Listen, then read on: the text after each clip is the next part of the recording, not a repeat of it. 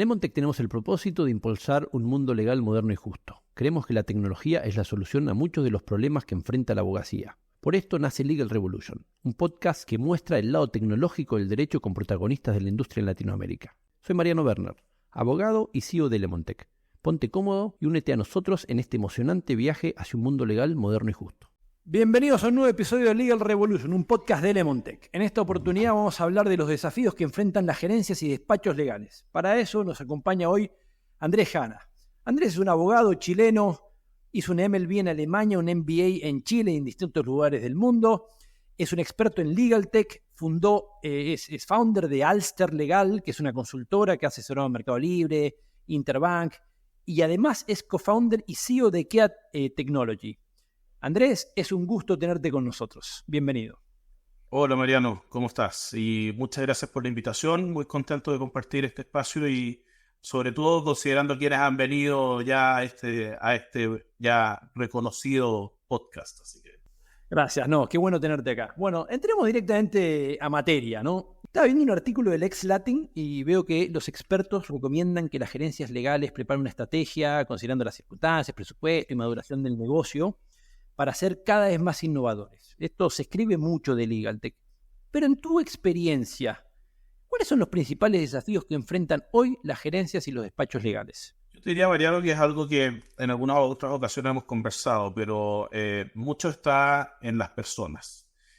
Finalmente, el uso de tecnología y la adopción de tecnología es más bien una consecuencia de los hábitos que las personas incorporan en sus metodologías de trabajo. Entonces, si no atendemos eso en la médula, si no trabajamos con las personas, desde las personas y entendemos realmente las necesidades que enfrentan, la tecnología, Legal Tech o cualquiera, digamos, tiende a fracasar. Y yo creo que ahí está el gran desafío. El gran desafío es cómo hacemos que esos equipos y esas personas quieran subirse a la tecnología y quieran realmente usar la tecnología a su beneficio. Bueno, qué bueno, porque acá hay una gran presión, ¿no?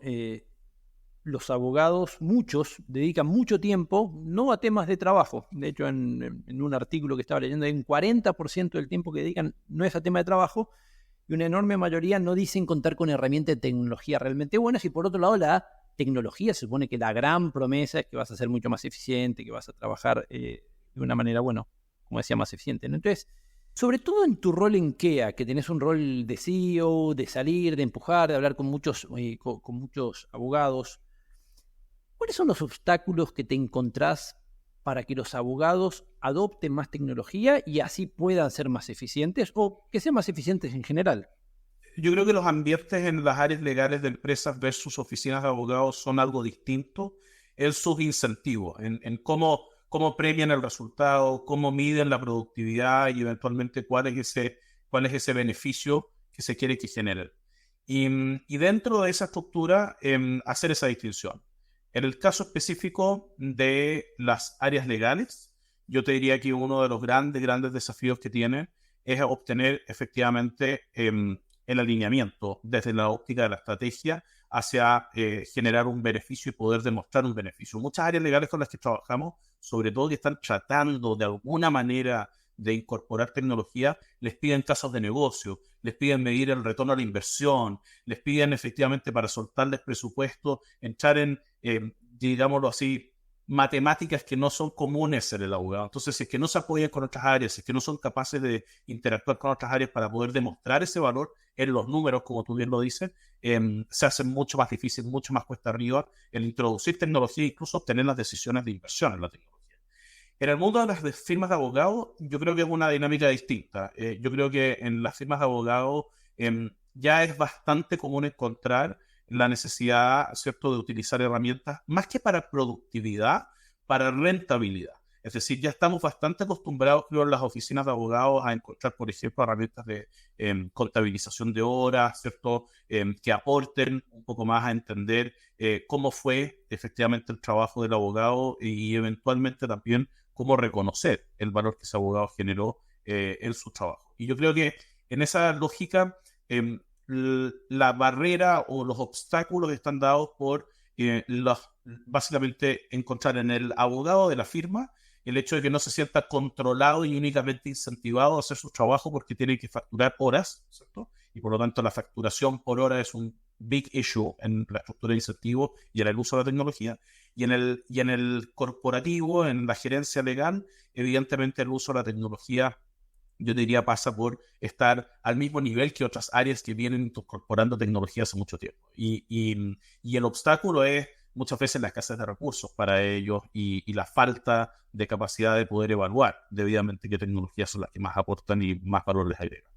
Bueno, es interesante lo que decís, ¿no? Porque a vos te toca estar en los dos mundos. Porque los que están en las empresas ya viven en un ecosistema donde hay más tecnología, donde hay más métricas, donde vos dirías que hay, o sea, más tecnología en las empresas, a nivel de empresa, no necesariamente en el área legal. ¿Vos creés que las empresas, las áreas legales de las empresas adoptan más tecnología o menos tecnología que un despacho común y silvestre? ¿Se ve esta influencia que están en un ecosistema un poco distinto?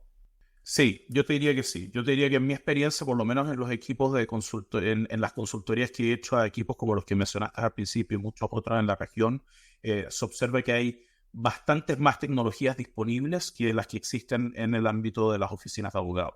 En las oficinas de abogados hoy día tenía una reunión y yo decía, mira, se limitan principalmente a tres grandes grupos de tecnología. Tecnologías para la facturación y registro de horas, ¿cierto? Que, bueno, ustedes son un promotor de ellas. Herramientas de seguimiento judicial, ¿cierto? Que ustedes también son promotor de ellas, ¿cierto? En donde el seguimiento, digamos, judicial es una herramienta que se utiliza bastante, sobre todo en aquellas áreas expuestas o desarrollando actividades judiciales. Y por último, herramientas, llamémoslo así, de colaboración, redacción y producción, que básicamente son el correo electrónico, el Word, el Excel y en algunos casos alguna herramienta de colaboración o incluso de administración documental, un iManage o un NetDocuments u otros tipos de herramientas, ¿cierto? En cambio, en el mundo corporate, muchas de las tecnologías disponibles primero vienen dadas por el resto de la organización. Es decir, muchas veces son más tomadores de tecnología que se las impone la corporación más que necesariamente decisores o tomadores de decisión en relación con la adquisición de tecnología. Pero cuando quieren comprar tecnología, generalmente las decisiones de compra de tecnología son distintas a las del equipo de una oficina de abogados. Y gran parte de las decisiones de tecnología, por ejemplo, están centradas hoy día en sacarse trabajo de encima. Y eso lo encuentran muchas veces, por ejemplo, en los famosos CLM, en los Contract Lifecycle Management Softwares. Lo encuentran muchas veces en los Matter Management, como lo que vendemos nosotros en KEA, ¿cierto? Que es básicamente un gestor de asuntos y requerimientos para organizar el trabajo. Y lo encuentran en algunas ocasiones en algunas herramientas de colaboración, que a veces vienen dadas en suites como el de Microsoft o el de Google, ¿cierto? Y en otros casos las adquieren.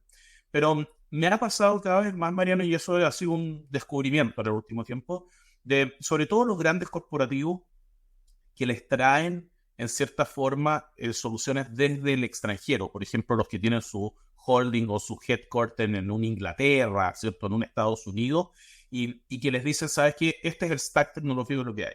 Y les imponen tecnologías, y me he encontrado con algunos que tienen 10 soluciones tecnológicas paralegales que me llaman pidiendo ayuda, diciendo, no sé qué usar de esas 10 tecnologías, o todas las uso mal, o no aplican a la realidad de nuestra operación y del tamaño de nuestro equipo, y finalmente terminan no usando las tecnologías, porque dicen, ¿sabes qué? Esto es mucho más trabajo, finalmente. Y esa es una realidad con la que cada vez me enfrento más. ¿Ah? Hay varios procesos de consultoría que tengo en Chile y también en el extranjero que tienen relación con eso, con cómo aprendo a usar lo que me imponen usar, y cómo puedo hacer útil aquello que está hoy día disponible, ¿cierto? Y créelo o no, al final es un problema de que hay mucha tecnología, pero poca es la que se usa. Sí, tal cual, tal cual. Bueno, a ver, pará, contame, algo mencionaste lo que están haciendo en KEA, pero contame, ¿cómo están ayudando desde Alster y de KEA como empujar la causa de abogados más eficientes, más, como con mayor adopción de tecnología?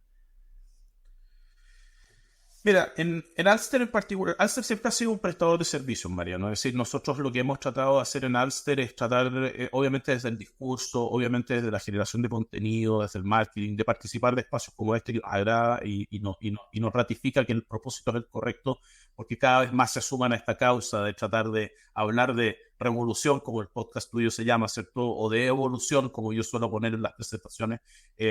Y lo que hacemos es al final acompañar a esos equipos legales en sus procesos transformacionales, desde la consultoría, ¿cierto? Pero también en Alcer prestamos servicios legales, por lo tanto también estamos un poco en la otra vereda, ¿cierto? De la realidad que enfrenta un prestador de servicios legales y decimos cómo podemos incorporar la tecnología en nuestras raíces, cómo podemos hacer que efectivamente la tecnología nos haga más eficiente. Y ahí es donde viene la respuesta de KEA. KEA, Mariano, nace en su origen como una respuesta a la necesidad de Alster. Luego encontramos que esa necesidad quizás podía ser extrapolada a otros que tenían similares dolores y por eso les separamos las compañías y creamos KEA y empezamos a difundir KEA.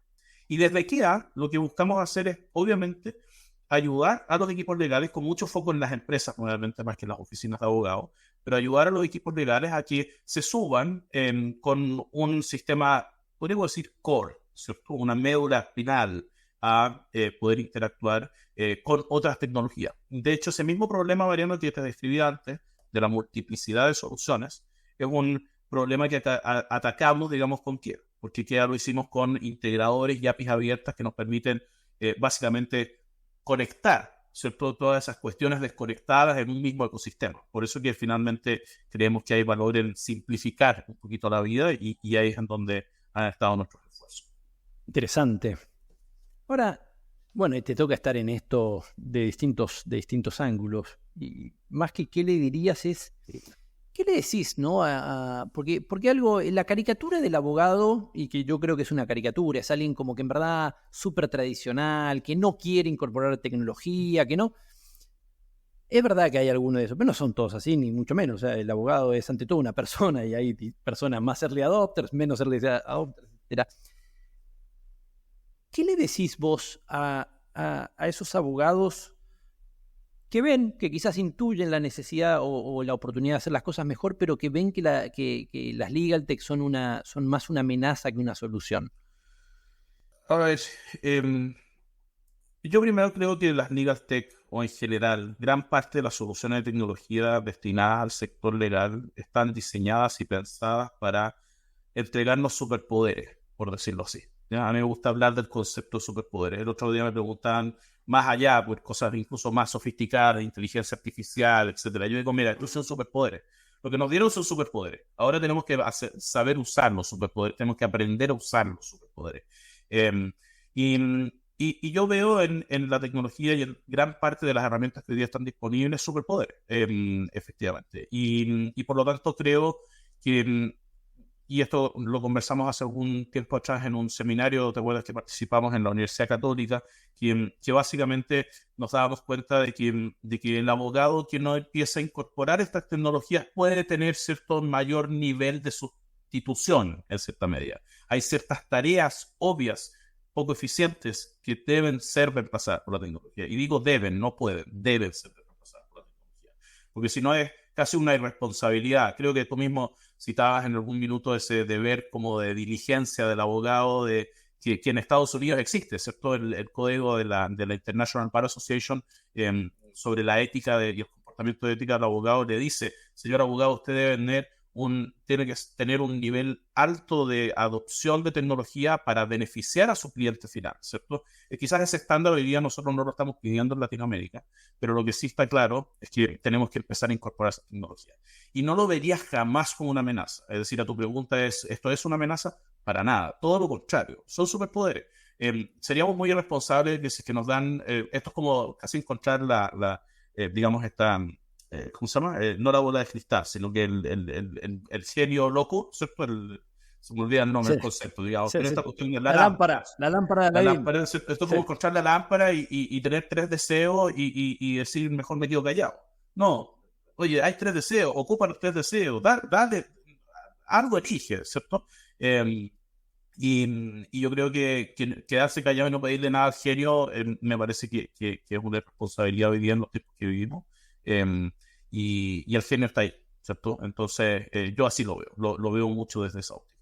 Bien, ¿no? Interesante esta imagen de los 3 deseos. Ahora, y hablando antes de los deseos, de los dolores, ¿no? Me contabas que te toca interactuar bastante con las gerencias legales. ¿Cuáles son los principales dolores que ves en general? No solo en la adopción de tecnología, que hablaba más de como de sacar trabajo, pero en general, ¿cuáles son los principales dolores que ves que tienen las gerencias legales hoy? Yo te diría que nunca me he topado con una gerencia legal que me diga tengo suficientes recursos para hacer todo el trabajo que me solicitan. Por lo tanto, el dolor transversal y eso multiindustria, multivertical, independiente del tamaño de los equipos, no conozco ninguna área legal que me haya dicho, ¿sabes qué, Andrés? Estamos perfectos porque tenemos todos los recursos que necesitamos para enfrentar la demanda que nos presenta la organización. Siempre los recursos son escasos y esta frase que ya viene, yo te diría, bastante usada en el tiempo, pero de hacer más con menos es una ecuación que está presente permanentemente. Ahora, ese es uno de los dolores. El otro dolor que yo te diría muchas áreas legales tienen es la falta de visibilidad respecto de cómo trabajan. Cada vez, imagínate, Mariano, con los últimos años, sobre todo con la pandemia, etcétera, donde se empezó a promover el trabajo remoto y otras cosas que hemos sido todos testigos, ¿cierto? Cada vez es más importante el poder mantener buenos canales de comunicación, el poder administrar, por ejemplo, documentación en línea, ¿cierto? Y poder acceder de múltiples destinos a ella. Cada vez es más importante poder dar visibilidad a mis clientes internos respecto de lo que estoy haciendo. Hace algunos días atrás hablaron de un concepto del famoso cuello de botella, ¿cierto? Que siempre se nos adjudica a los abogados. Los abogados siempre somos los malos de la película en las áreas legales de las empresas, en general, ¿cierto?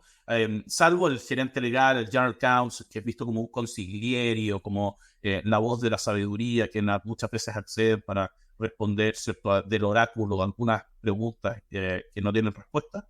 Lo cierto es que en la gran mayoría de los casos somos un instrumento más de la organización, y si no entendemos que somos una parte de esa cadena de producción y creemos que tenemos que cumplir mucho más ese rol del oráculo, creo que estamos perdidos. Y en general las presiones que viven las áreas legales es porque se les exige ser parte de esa cadena de valor, se les exige ser parte de esa cadena productiva. Y eso significa que las otras piezas de la cadena productiva que trabajan con gráficos, que trabajan con números, con flujos de procesos, que eventualmente usan tecnología y que entienden que hay objetivos estratégicos con KPIs, etcétera, etcétera, les cuesta conversar con un área legal que tiende a comunicarse por párrafos en vez de gráficos, ¿cierto? Y yo creo que esa distorsión genera mucha frustración en las áreas legales, pero también en los clientes internos de esas áreas legales. Y el desafío es cómo esas áreas legales logran insertarse mejor en esa cadena de valor y en esa cadena productiva finalmente. Y para tirar de esta, si tuvieras que dar 2-3 tips para cómo hacerlo, ¿qué le dirías a los abogados de las gerencias legales? Primero, vincularse con la estrategia corporativa. Y eso lo decimos siempre. Muchas veces nos ha tocado ver un área legal que no tiene ni siquiera idea de cuál es la estrategia de la corporación, cuáles son esos objetivos que la organización sigue, dentro de los cuales están insertos. Eso es lo primero. Lo segundo, tecnología como una herramienta. Es decir, yo no veo hoy día un área legal que además exige o está exigida y tiene recursos limitados a aumentar su productividad por arte de magia. La productividad se gestiona y se trabaja con metodología y tecnología. Y yo creo que ahí hay una ecuación bastante virtuosa una vez que se insertan esos elementos dentro de la gestión del área legal. Y lo último, incentivar o crear las estructuras de incentivo en las personas. La cantidad de veces, Mariano, que me ha tocado con proyectos en Colombia, en Perú, en México, de áreas legales que dicen, ya, ahora vamos a incorporar tecnología y vamos a darle esta responsabilidad a Pedro, Juan y Diego, que son parte del equipo, los vamos a transformar en champions, y ellos van a ahora ser entrenados en metodologías ágiles, etc. Yo le digo, fabuloso. ¿Y cómo lo vas a premiar? No, es que eso sigue el curso natural, su estructura de incentivos es la misma de siempre, y eso es un tema de recursos humanos y no es relevante. Si es que las personas no funcionamos así, las personas funcionamos básicamente, no te digo que tenga que ser el garrote y la zanahoria, pero sí evidentemente las culturas de reconocimiento, la incorporación de incentivos es relevante para que efectivamente nos movilicemos hacia el cumplimiento de esos objetivos. Entonces yo creo que eso, incentivos, tecnología como una herramienta habilitadora y conocimiento profundo de la estrategia corporativa para poder efectivamente agregar valor a ella. Bueno, interesante. ¿Cómo ves? Bueno, y te toca, ¿no? Estar en tanto por temas comerciales como dando charlas, seminarios, etcétera. Te toca estar en distintos lugares de América Latina. ¿Cómo es el futuro de la abogacía en América Latina? ¿A dónde apunta? No soy pesimista, pero soy realista. Yo Eso es lo creo que dicen que... todos los pesimistas. ¿Ah? Eso es lo que Lo que pasa es que cuando ya lleváis 10 años tratando de empujar cambios y te das cuenta que los cambios son mucho más lentos de lo que a ti te gustaría, tiendes a incorporar cuotas de realismo en tus predicciones. Pero yo te diría que hay un cambio que para mí sí es relevante hoy día, que es indudable el impacto que puede llegar a generar, que es el hecho de entregarnos estas competencias adicionales a los abogados y por lo tanto me refiero a estas capacidades adicionales que están dadas por la tecnología y aun cuando esté muy trillado el concepto, pero la inteligencia artificial generativa para mí es un cambio de paradigma. Y en labores como las que nosotros ejecutamos creo que puede ser un tremendo activo, ¿cierto? Una tremenda herramienta. Ahora, con eso dicho, el futuro de la abogacía está muy marcado por la educación. Y yo siempre he sido bien crítico, Mariano, de la educación. Yo creo que mientras nosotros no tratemos de entregar o generar cambios en la manera como educamos a los abogados y la manera como les dotamos de herramientas, yo te diría, al final, profesionales, ¿cierto? Para salir a la vida pública y no tratemos de incorporar contenidos como los que conversamos en este podcast y que has conversado tú con muchos otros a lo largo, digamos, del lanzamiento del podcast. Y no los dotamos de ese como awareness, ¿cierto? Es muy difícil que haya cambios reales, radicales, y por lo tanto va a ser una mera evolución incremental, progresiva, marginal, que vamos a ir observando en el tiempo. Pero yo creo que en la base hay una deuda no menor en la educación, y eso se observa en los países anglosajones cuando sus sistemas de educación están basados en una mirada mucho más multidisciplinaria, muchas veces en las etapas iniciales de su formación profesional, ¿cierto? Es decir, tú puedes tener un abogado que estudió psicología o sociología o biología antes, ¿cierto? Y esa complementariedad de conocimiento y apertura de mente, yo creo que es un tremendo desafío que tenemos en la educación latinoamericana, del derecho en particular.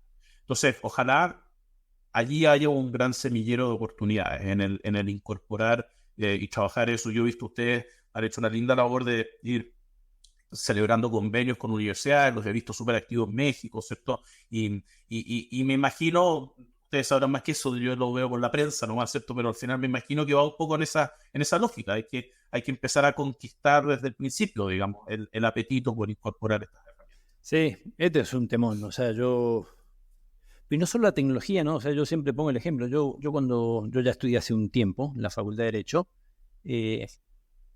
y ahí hacía falta saber de liderazgo, de cómo dar feedback, de cómo leer un balance contable, y sin embargo las universidades han sido bien resistentes a incluir herramientas que una enorme parte de sus alumnos después usan y los hacen mejores profesionales. Quizás no lo usan al año que salen, pero más adelante, un temón. Y esto con la tecnología, bueno, yo creo que va a poner más velocidad todavía. Bueno, Andrés, buenísima la charla. Me quedo ahí como a modo de resumen, ¿no? Partiendo del principio, lo importante que son las personas que saben que están dotadas ahora de superpoderes, pero superpoderes que se tienen que saber explicar y que tengo que poder explicar de forma muy concreta el beneficio para poder hacer el caso de que adoptes el superpoder, pero también requiere del usuario aprender a usar el superpoder.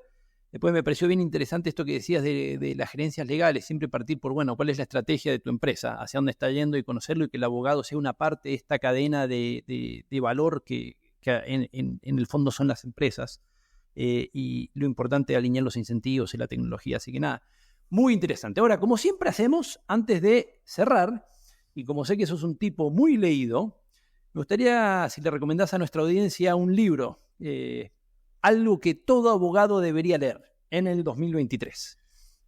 Yo creo que hay un libro que a mí me gusta mucho y que creo que va muy en la línea de todo lo que hemos conversado, que no sé si te lo has leído, que se llama The Digital Mindset. Este libro básicamente escrito por Paul Leonardi, acá tengo el nombre de ellos, lo estoy leyendo porque si no lo voy a leer mal, digamos el nombre, pero Paul Leonardi y Sedal Neely. Es un libro que tiene una tesis súper interesante que dice la regla del 30%, dice en ellos, ¿cierto? Y la regla del 30% dice, mira, en la medida que tú eres capaz de adquirir competencias técnicas y al menos un 30% en tu capacidad de competencias técnicas, puedes ir haciéndote un nativo digital. ¿Qué significa eso en la práctica? Ellos lo ejemplifican muy fácil.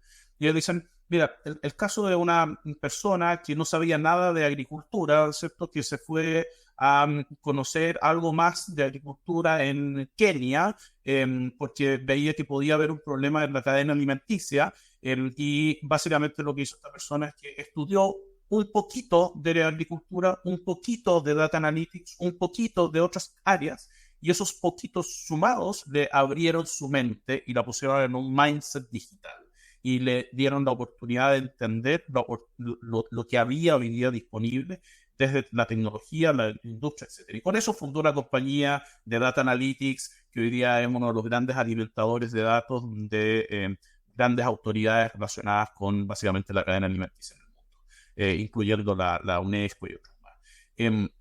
Yo creo que el mindset digital, Mariano, es clave y este libro te invita a descubrirlo y no te exige que te hagas un experto, no significa que tengas que codificar, no significa que seas el líder de la inteligencia artificial, no. Es ilústrate algo, ¿cierto? Porque eso te va a ir abriendo la mente. Y este libro te acompaña y te dice en qué cosas debieras ir ilustrándote y te va dando esos pequeños resabios para poder cambiar un poquito tu mente.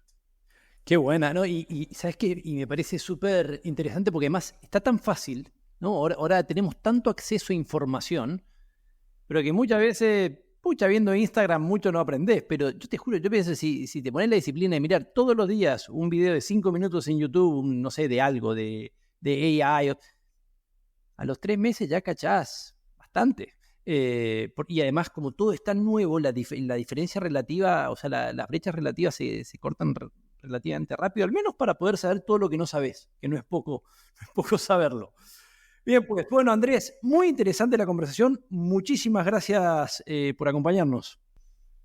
Mariano, muchas gracias a ustedes por la invitación y feliz de contribuir a la causa. Bueno, así llegamos al final de este episodio. Como siempre, un placer conectar a través de las plataformas de podcasting. Si sos seguidor de las tendencias de LegalTech, recordá seguirnos en nuestras redes sociales y visitar el blog de LemonTech en blog.lemontech.com. Nos escuchamos en la próxima. Chao.